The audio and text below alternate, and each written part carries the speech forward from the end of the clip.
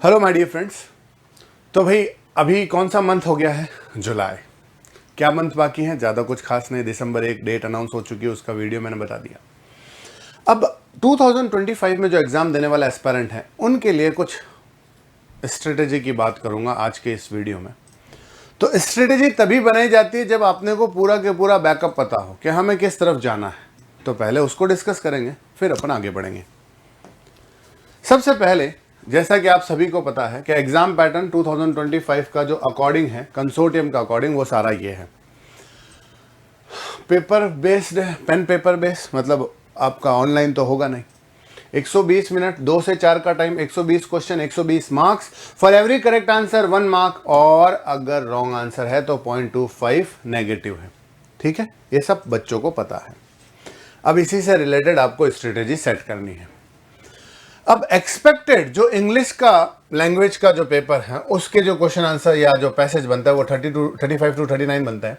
20% weightage रहता है। मैंने क्वेश्चन इसीलिए वेरिएंट में लिया क्योंकि कभी कम कभी ज्यादा चलता रहता है। करंट अफेयर्स की मैं बात करूं तो 25%, लीगल रीजनिंग की बात करूं तो 25%, ये दो मिला के आपके 50% पेपर कवर करता है। बाकी बचा इंग्लिश और क्यूटी। क्यूटी आपका सबसे छोटा, डीआई के 5 से 6 टॉपिक 10% वेटेज कवर करते हैं, और लॉजिकल रीजनिंग आपका 20%। मतलब इंग्लिश और लॉजिकल इक्विवेलेंट, चाहे वो 25% यहां कर दो चाहे 30% उसको कर दो, कोई फर्क नहीं पड़ता। तो ये इसका बेसिक वेटेज है। अब वेटेज के अकॉर्डिंग अपने को काम करना है क्योंकि टाइम बचा है कम।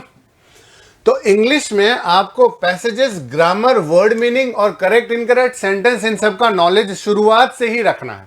क्यूटी में algebra, PNL, time and work, average speed distance, और ये permutation, combination and Venn diagram, statical estimation, administration, ये सारे जो टॉपिक्स है ना, इन्हीं को बार बार रिपीट करना। लेकिन कोशिश करना कि लास्ट टाइम पर इनको करो, एग्जाम से 2 महीने पहले इनकी प्रैक्टिस शुरू करो, क्योंकि 10 मार्क्स के लिए हम अभी से इतना टाइम वेस्ट नहीं करते। रीजन बीइंग, बच्चों को क्या होता है, पहले तो मैथ समझ में नहीं आता, वो हाथ नहीं डालते, फिर जब समझ में आने लगता है तो उसको छोड़ते नहीं है, और 10 मार्क्स की प्रिपरेशन वो 6 महीने तक करते ही रहता है।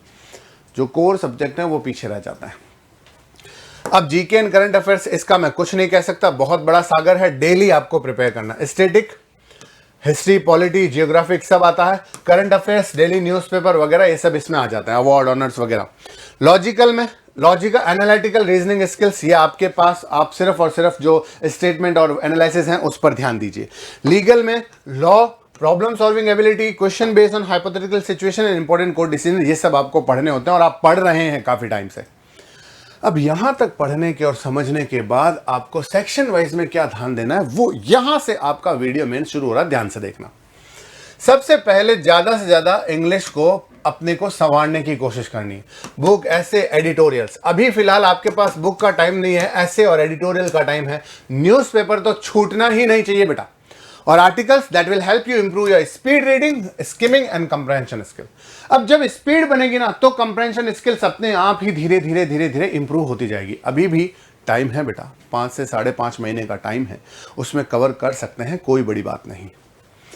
अब फिर आप पैसेजेस को विद पर्पस के साथ कि सर मुझे अब इसको सॉल्व करना है, इसको समझना है, ठीक है, ताकि आप अंडरस्टैंड कर सको उस पैसेज को, जज कर सको।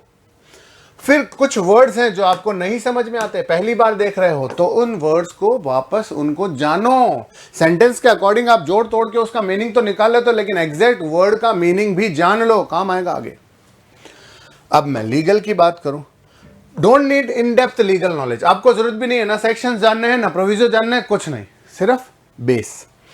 तो आप कोर कंसेप्ट पे ध्यान दो, टर्मिनोलॉजीज पे ध्यान दो, और पैसेज को जितना हो सके इजी वे में क्रैक करने की कोशिश करो। उसको अपने सर का बोझा मत बना लो कि यार ये तो गजब का पैसेज है, समझ नहीं आ रहा, अगले दिन सर को जाकर परेशान, खुद भी परेशान कि सर ये तो इस तरीके के पैसेज आएंगे तो कैसे होगा ना। बेस पे रहो हल्का। Reading essays and articles and blogs, even newspaper carry many legal cases which can further your knowledge in this field.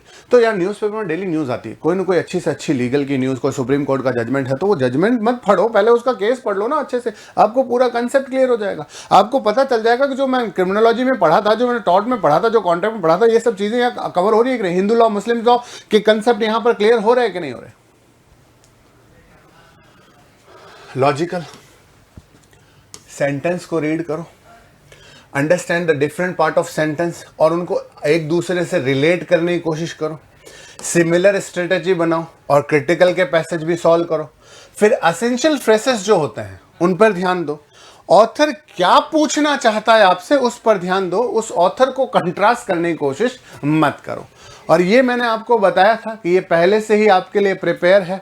CLAT success kit वापस प्रिंट में है, आपको मिल जाएगा। अगर कोई भी बच्चा इंटरेस्टिंग हो तो मिल जाएगा। उसमें जो करंट है वो आपकी नहीं है, हम सिर्फ यहाँ पर जीके देते हैं क्योंकि करंट तो आपको अभी वाली पढ़नी होगी, ठीक है।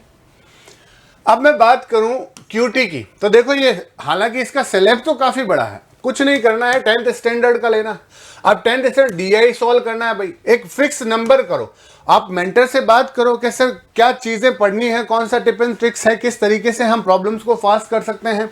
और मोस्ट कॉमन जो फ्रीक्वेंट अर्थमेटिक अलजेब्रा का और ज्योमेट्री के क्वेश्चन आते हैं ना, उनको बार बार सॉल्व करने की कोशिश करो। कुछ नया करोगे अभी उतना आपके पास टाइम नहीं कि ये भी नॉलेज ले लूं वो भी नॉलेज, जो पढ़ रखा है उसी को प्रैक्टिस में लेकर आओ। जीके और current affairs, newspaper, monthly magazine, periodicals पढ़ रहे हो, वेरी गुड। मैं पूरा यकीन रखता हूं कि आप सब ये प्रिपरेशन कर रहे हो, नहीं कर रहे हो तो अब जाग जाओ बेटा। और स्टैटिक जीके एनसीईआरटी से भी ले सकते हो, कोई प्रॉब्लम उसकी नहीं है। देखो भाई, अभी मैंने 2025 के एग्जाम के लिए एक बेस तैयार करके आपको दे दिया है। इसमें से अगर आपको लगता है कि सर ये चीजें हम नहीं कर रहे थे, आज से ही शुरू कर दो। और लगता है कि ये सब कुछ है, कोई प्रॉब्लम नहीं है, तो उस पर फिक्स रहना, उसको चेंज करने की कोशिश मत करना। तो all the best in particular points को अपने लाइफ में कैरी करने के लिए। Thank you so much.